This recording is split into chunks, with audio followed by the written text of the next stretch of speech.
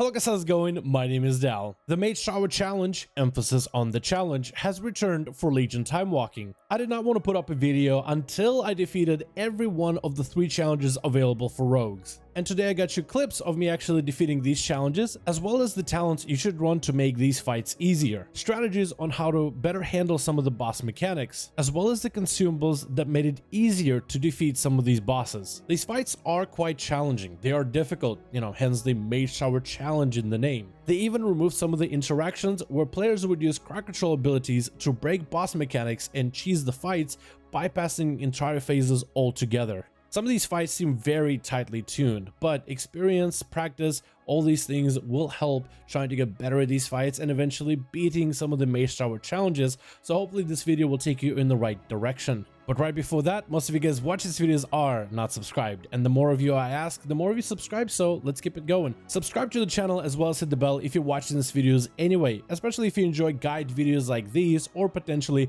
9.2 updates or future WoW expansion updates going forward. The first fight is going to be against Agatha the Imp Mother for the Outlaw Rogue. The talent build you're going to run for this is the same as if you were doing Mythic Plus, with Mark for Death in level 30, Dirty Tricks in level 40, Blade Rush in 50, but in level 35 you can either run Iron Stomach if you feel like you need more healing, or Cheat Death if you're constantly eating boulders. The main rule when trying to defeat Agatha is ads are always going to be a priority over the boss, every single time. Agatha is an imp mother. She's going to constantly summon imps. There's a lot of kind of imps, but the only good imp is a dead imp. So if you ever see imps, they are your priority. Turn on Blade Flurry in order to cleave onto Agatha or any of the other ads present in the fight. And do not use Mark for Death on Agatha ever. Always save it for the imps. Sniping out ads with Mark for Death Dispatch is quick and easy, but also plays into the cooldown reduction aspects of your Outlaw Rogue. Watch out for imp servants as they will attempt to heal Agatha with a healing spell. It is important that you do not waste your kick on these ads. If you want to interrupt them with Gouge. It is free of energy thanks to the talent build we're running. You'll want to save your kicks for Agatha because she'll cast Dark Fury. She'll gain a shield that needs to be broken, and after breaking the shield she needs to be interrupted, otherwise she'll barrage you with a lot of damage. When Agatha hits 50%, the boulders behind her will roll away, opening up more of the room for you to play with, the front room and then the back room where you originally started. The fight proceeds as is from there on, where Agatha is still going to pelt you with magic damage and summon a billion imps, but now you have fell boulders rolling at you Indiana Jones style. Other changes in this fight, you're still focusing on ads first, then DPS and Agatha, but now you're dodging boulders that are rolling in your direction. And this fight goes on like this until Agatha is dead or you are dead. It's also worth noting that Agatha throughout this fight will gain a stacking damage buff. It's somewhat of a soft enrage, where it's not really a DPS race against this boss, but you also don't want to be behind on DPS either. Agatha also gets a bit more mobile. She'll move from the front of the room to the back of the room pretty regularly. When she's at the front of the room, you can see the boulders coming at you. When she's at the back of the room, they come from behind, so make sure to angle your camera so you can be aware of where the boulders are. Lastly, this is not the most challenging rogue fight, but if you want to use consumables on this one, you can. If you have some of the cheaper consumables from older expansions, like potions and flasks from Battle for Azeroth or Legion, those are also pretty decent as well and can sometimes scale better inside of the Legion Timewalking content. And as long as you can dodge boulders, most of this fight is pretty straightforward and in my opinion is one of the easier fights of the 3 rogue Mage Tower challenges.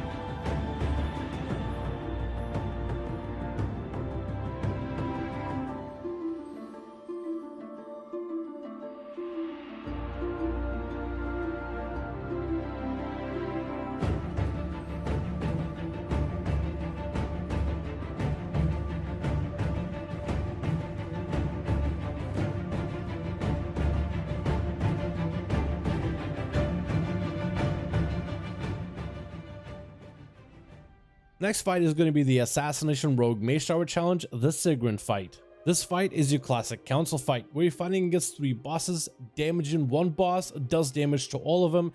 They kinda sorta share health, but not really. One of the bosses has much smaller health pool than the rest.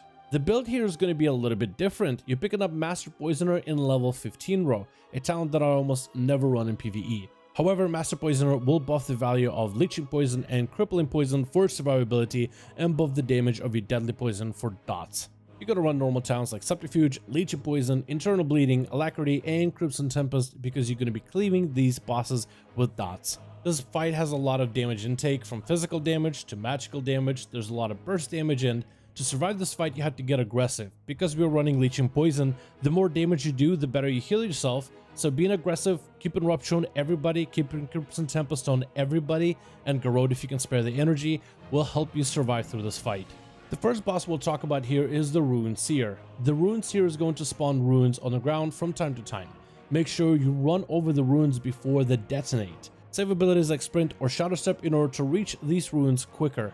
As the fight goes on from time to time, these bosses will get empowered. The Rune Seer's empowerment is to gain a shield, like the Agatha boss, and start casting a spell. If he finishes the cast as a one-shot, just make sure to focus some damage, maybe even apply a shiv on him in order to break the shield and interrupt him.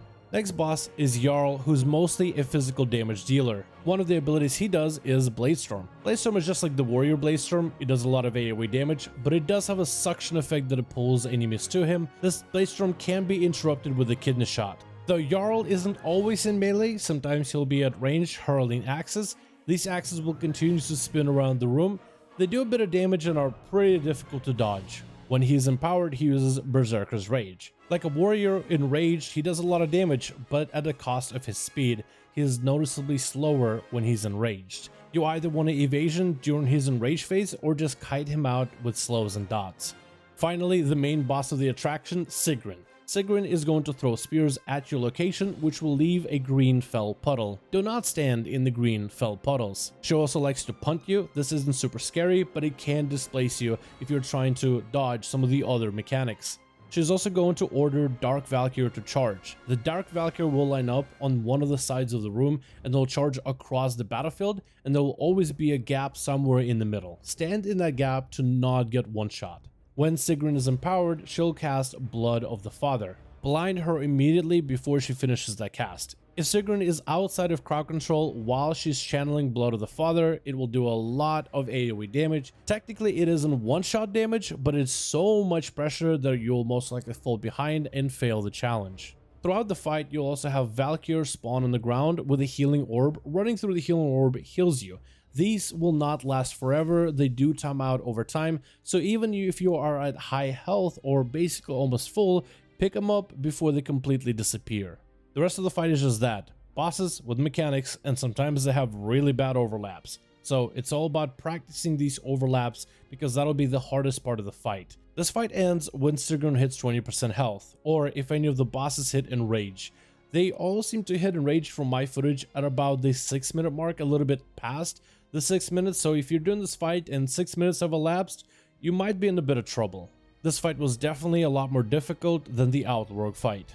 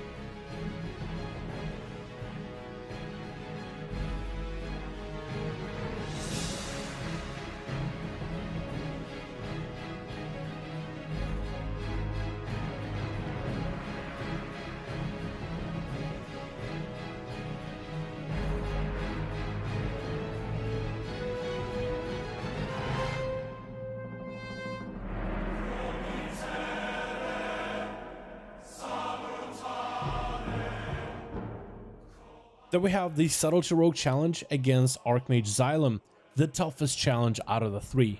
It's a two-phase fight, so for phase 1, you'll be running this standard Subtlety playstyle with Seal the Darkness in a level 35 row. In phase 2, before the fight begins, you can use a tome to change your talents, and for this phase, I suggest changing your talent in level 50 row to Shuriken Tornado from Master of Shadows. Every minute throughout this fight, there will be ads that will be summoned, and Shuriken Tornado will always be available for those ads in order to kill them quickly and efficiently. Consider these consumables if you want to tackle this challenge. Abyssal Healing Potion provides you a massive heal that can be great for emergencies. The Potion of Unbridled Fury scales incredibly well compared to some of the other Shadowlands consumables inside of the Legion Timewalking. If you played in BFA and you get your customizable trinket, the pocket-sized computational device, picking up the Red Punch card Cyclotronic Blast for that trinket ends up doing a ton of needed damage for the part 2 of this encounter. In part 1 of this fight, you'll be fighting against Xylem and his many magic spells. At first, Xylem will only use frost spells against you, casting frostbolts for moderate damage, which can be stunned or interrupted. After a few frostbolts, he will stun you, encase you in an ice wall, and barrage you with frozen comets. This ice wall is made of Razor Ice. Touching Razor Ice does a lot of damage, so you do not want to touch it. Technically, Razor Ice has a health bar and can be broken and doesn't have too much health, though it is much easier to shadow step out of it. Look for a chunk of ice that's away from other chunks. Shadow step into it will safely step you out of the raining comet storm. You can also shadow step to Xylem if he doesn't teleport too far away. And now for the big brain play. Technically, the ice has a health bar and will generate your combo points if you use Shuriken Storm near it. So if you can interrupt Xylem and walk him near the ice, you can gain free combo points and extra damage, easier time maintaining Slice and Ice, and Rupture on the boss. Your ability to do this will really depend where Xylem teleports to. If it teleports close by, then you can walk him near the ice and gain free damage that way. After having some fun with frost spells, Xylem will disappear into an intermission phase where he will cast Arcane Annihilation. And based on the name of the spell, you do not want him to finish that cast. In the sea of Xylem images, there's going to be a shimmer of where the real Xylem is. Inside of this phase, your mobility is limited, however you have these images that you can shadow step to, slowly making your way towards the shimmer of where the real Xylem is. While inside of that intermission phase, killing images spawns an orb that will shrink rapidly. Inside of those orbs, you regenerate health very quickly. After the intermission phase, Xylem switches gears and uses mostly arcane spells. He will use abilities like Shadow Barrage, where he will barrage you with shadows. Avoid these things if you can, they do a lot of damage and have a knockback effect. Sometimes he will attempt to draw power from the orb in the center of the room, interrupt it immediately, or stun Xylem to break the cast. Xylem will still teleport, but in this phase you are no longer surrounded by ice. Just run over to him and continue doing damage. After doing this for a bit, Xylem will again disappear and start casting Arcane Annihilation, find his shimmer, making your way through all his images.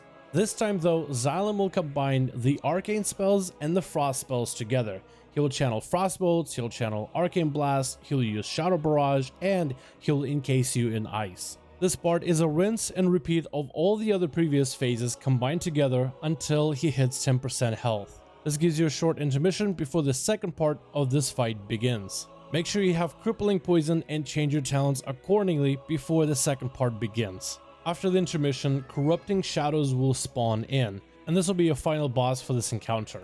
Corrupting Shadows will constantly create pools of void on the ground that will constantly expand throughout this fight. So you'll have to move the boss towards the edge of the room slowly, and throughout the whole fight maneuver him around the edge of the room, trying to give yourself as much space as possible. The boss will also channel Seed of Darkness, which after a short time will spawn 3 Voidling ads that will slowly walk towards the boss. If any of these blueberries reach the boss, he will heal, and if the boss heals at any point through this fight, then you might as well reset and go again. This is why we're on Shuriken Storm, because when these ads spawn every minute, you should have Sprint available every minute to get away. Every minute you should have Shuriken Storm to start doing AoE damage, and Crippling Poison to slow down these ads. The rest of this fight is just you DPSing the ads, DPSing the boss, and trying to kill him before the whole room is covered with purple void.